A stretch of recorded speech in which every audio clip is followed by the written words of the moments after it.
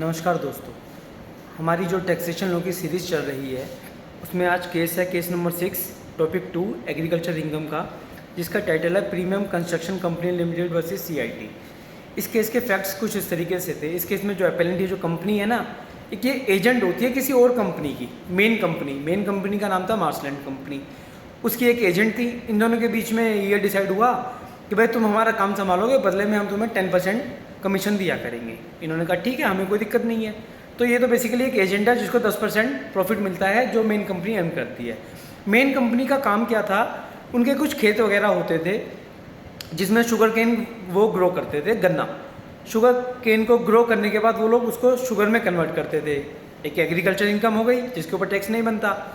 ये तो समझ आता है मेन कंपनी के रेस्पेक्ट में कि भाई वो एग्जेम्प्टेड है, उनको कोई टैक्स नहीं देना।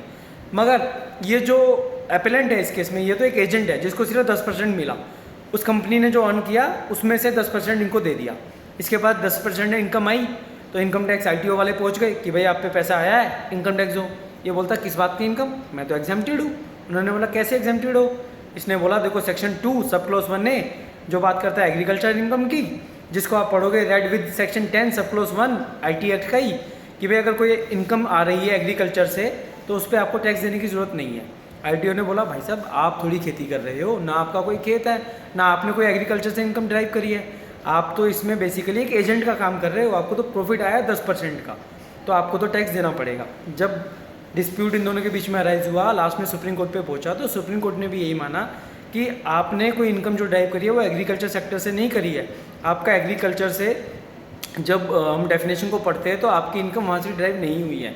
इसकी रिगार्डिंग एक केस था जो मैंने आपको पहले की वीडियोज़ में बताया, केस नंबर 4 बच्चा एफ गुजदार वर्सेस सीआईटी। इस केस के फैक्ट्स भी इसी तरीके से, जिसमें वो शेयर होल्डर था, वहाँ पे वो शेयर होल्डर था जहाँ पे उसको डिविडेंड मिला था। इस केस में एक एजेंट था जहाँ पे इसका 10% का कमीशन था। तो कंक्लूजन यही था कि इसको जो 10% मिला, इनकम जो इसको मिली, वो एग्रीकल्चर इनकम नहीं है, क्योंकि इसने ना तो इसकी कोई लैंड थी, ना वहाँ पे इसने खेती वगैरह करी है। इसने तो बस अपनी जो सर्विसेज दी थी उसके बदले में 10% लिया, तो इसको टैक्स देना पड़ेगा। इसलिए इसकी अपील को डिसमिस कर दिया गया। इस केस में इतना ही। अगर केस समझ आया हो तो प्लीज़ वीडियो को ज़्यादा से ज़्यादा शेयर करें। व्यूज़ तो मिल जाते हैं बट लाइक नहीं मिलते, जिसकी वजह से मेरे को ऐसा लगता है कि मोटिवेशन नहीं है कि मैं और वीडियोज़ आप लोगों के लिए बनाऊँ। अगर अच्छी लगी हो तो प्लीज़ लाइक और शेयर करना, नहीं लगी हो तो कमेंट में आप बता सकते हो कि भाई वीडियोज़ अच्छी नहीं थी। कोई इशू नहीं है मुझे। धन्यवाद।